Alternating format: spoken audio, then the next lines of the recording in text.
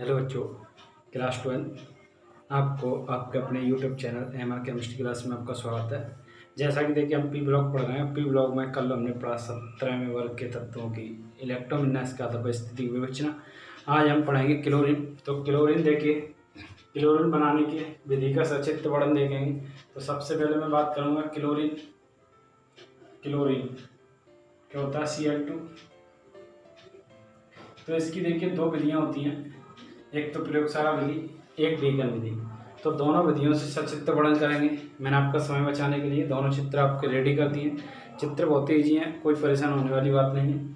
तो देखिए सबसे पहले हम क्या करते हैं, प्रयोगशाला में दो प्रकार से आपकी क्लोरीन गैस बनाई जाती है। पहला तो है KMnO4। KMnO4 को क्या करते हैं, HCl से क्रिया कराते हैं तो आपकी Cl2 गैस प्राप्त होती है। देखिए कैसे कि क्या आपका Cl से क्रिया करके क्या बना था, KCl प्लस MnCl से क्रिया करके MnCl2 प्लस HO से क्रिया करके H2O और Cl2 स्वयं से क्रिया करके Cl2 के रूप में अलग हो जाती है। इसको करेंगे बैलेंस। तो देखिए सबसे पहले क्या कर लो आप, यहाँ 2 का गुणा कर लो, 2 के आगे 2 लगा दो, 2 Mn आगे 2 लगा दो। अब देखेंगे कि 2 चौके 8 आगे 8 लगा दो, 8 दूनी 16H आगे 16 लगा दो, 16 Cl। तो देखिए 2 Cl और 2 दूनी 4, 6 Cl, 6 Cl 5 दूनी 10, 16 Cl। तो प्रयोगशाला में इस प्रकार भी आपकी क्लोरीन गैस प्राप्त होती है। नंबर 2 देखिए कि MnO2 मैग्नीज डाइऑक्साइड की क्रिया किससे कराने पर, HCl से कराने पर। मैग्नीज डाइऑक्साइड की क्रिया HCl से कराने पर फिर की क्या होता है, तो देखिए क्या होता है, इसको इसके साथ क्रिया कराते हैं तो इसको गर्म करते हैं और यहाँ पर गर्म नहीं करते हैं। तो यहाँ से देखिए MnCl से क्रिया करके क्या बनाएंगे, MnCl2 प्लस के HO से क्रिया करके H2O, Cl स्वयं से क्रिया करके Cl2। इसको देखिए बैलेंस कर लो, 1 Mn 2 Cl 2 4 Cl, 4 एकम 4 Cl, 4H 2 दूनी 4H 2 2।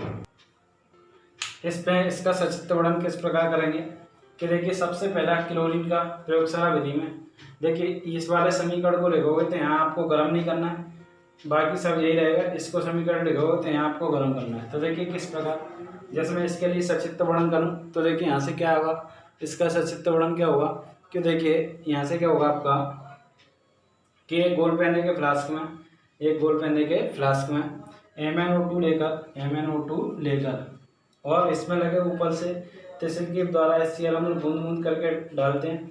फिर नीचे से बर्नर की सहायता से क्या करते हैं, गर्म करते हैं। तो इससे क्या होती है, Cl2 गैस बनती है, लेकिन इसमें कुछ अम्ल और नमी की अशुद्धियाँ होती हैं।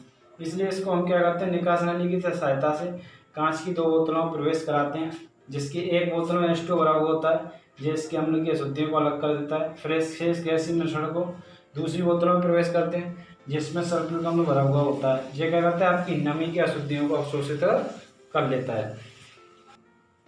फिर क्या होता है, आपको प्राप्त शेष गैसीय मिश्रण को क्या करते हैं, गैस जार में इकट्ठा कर लेते हैं।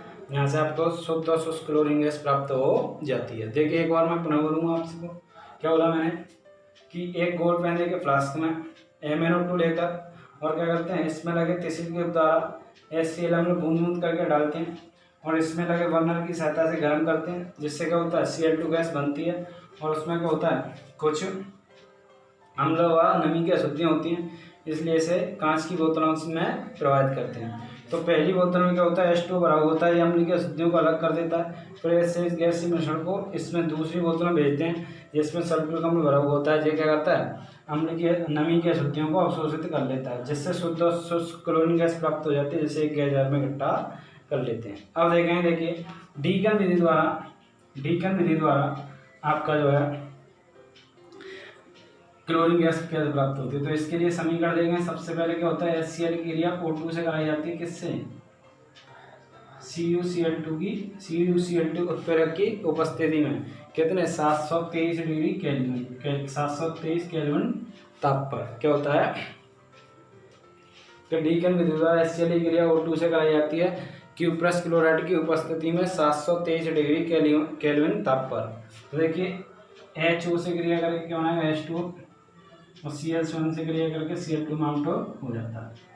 तो यहाँ से देखिए इसको बैलेंस कर लो, 2H आगे 2 लगा दो, 2Cl 1 हो 2 तो आगे 2 लगा दो, 2 दूनी 4H आगे 4 लगा दो, 4Cl 2 दूनी 4Cl।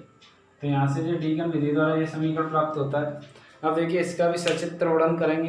तो देखिए ध्यानपूर्वक समझेंगे कि सबसे पहले हम क्या करते हैं, ऑक्सीकरण कक्ष में HCl एयर की उपस्थिति में भेजते हैं और नीचे से इसमें गर्म गैसों का प्रवाह करते हैं, जिसमें क्या होता है CuCl2 उत्प्रेरक रखा हुआ होता है, CuCl2 उत्प्रेरक रखा हुआ होता है।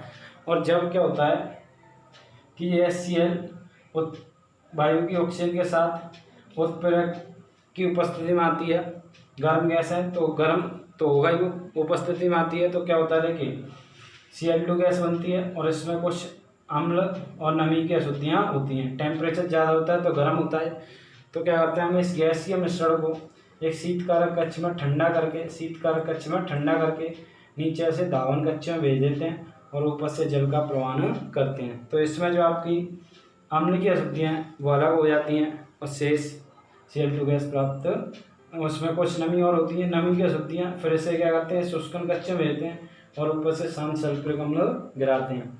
तो यहाँ पर भी क्या है, नमी की अशुद्धियों को सल्फ्यूरिक अम्ल अवशोषित कर लेता है, जिससे आपको शुद्ध और शुष्क क्लोरीन गैस प्राप्त हो, जिसको एक गैस जार में इकट्ठा कर लेते हैं। तो देखिए एक बार मैं भी इसको भी पुनः बोलूँगा कि सबसे पहले HCl की क्रिया O2 से क्यूप्रस क्लोराइड की उपस्थिति में 723 डिग्री केल्विन पर कराई जाती है तो Cl2 गैस प्राप्त होती है। नंबर 2 बात देखिए क्या होता है कि सबसे पहले ऑक्सीकरण कक्ष में वायु की उपस्थिति में HCl गैस ऊपर से और नीचे से गर्म गैसों का प्रवाहन किया जाता है और इसमें क्या है क्यूप्रिक क्लोराइड रखा हुआ होता है जो कि एक उत्प्रेरक का कार्य करता है। तो ये इसके संपर्क में आती है तो क्या होता है Cl2 गैस बनती है और इसमें कुछ अशुद्धियाँ होती हैं। इसे क्या करते हैं हम एक निकास नाली की सहायता से शीतकारक कक्ष में भेजते हैं। किसमें, शीतकारक कक्ष में भेजते हैं। तो यहाँ पर ये ठंडी हो जाता है गैसीय मिश्रण, फिर इसे क्या करते हैं एक दावन कक्ष में भेज देते हैं नीचे से और ऊपर से जल का प्रवाह करते हैं। तो इसमें जो उपस्थित हैं अम्ल की अशुद्धियाँ वो क्या होती हैं, अलग हो जाती हैं। फिर शेष गैसीय मिश्रण को क्या करते हैं नीचे से शुष्कन कक्ष में भेजते हैं और ऊपर से सामने सल्फ्यूरिक अम्ल गिराते हैं, जिससे क्या होता है को जो इसमें अम्ल की अशुद्धियाँ हैं वो आपकी क्या है, अम्ल जो गिराते हैं तो इसमें जो नमी की अशुद्धियाँ हैं उनको अम्ल क्या कर देता है, अवशोषित कर लेता है, जिससे आपको शुद्ध और शुष्क क्लोरीन गैस प्राप्त हो जाती है, जिसको क्या करते हैं निकास नाली की सहायता से एक गैस जार में इकट्ठा कर लेते हैं। तो यहाँ से आपको शुद्ध और शुष्क क्लोरीन गैस प्राप्त हो जाती है। तो इसके बाद देखिए इससे नेक्स्ट वीडियो हम लेके आएंगे इसके भौतिक गुण, रासायनिक गुण और उपयोग। तो इसके लिए आपको ये दोनों वीडियो यदि पसंद आई तो आप वीडियो को क्या कीजिए, लाइक कीजिए, सब्सक्राइब कीजिए, चैनल को सब्सक्राइब कीजिए और घंटे का बटन को दबाना ना भूलें। और देखिए आपको मैंने पहले ही बताया कि यदि आपको किसी प्रकार की कोई परेशानी है तो आप मुझसे किसी प्रकार से संपर्क कर सकते हो और आप यहाँ से जो भी परेशानी है उसको सॉल्यूशन ले सकते हो। तो देखिए मैंने कहा कि यदि किसी प्रकार की कोई समस्या आती है तो उसे कमेंट बॉक्स में कमेंट करके ज़रूर बताया करें, जिससे कि हमें आपकी समस्या का पता चले और उसका समाधान हो सके। तो आज के लिए इतना ही कहूँगा मैं, धन्यवाद।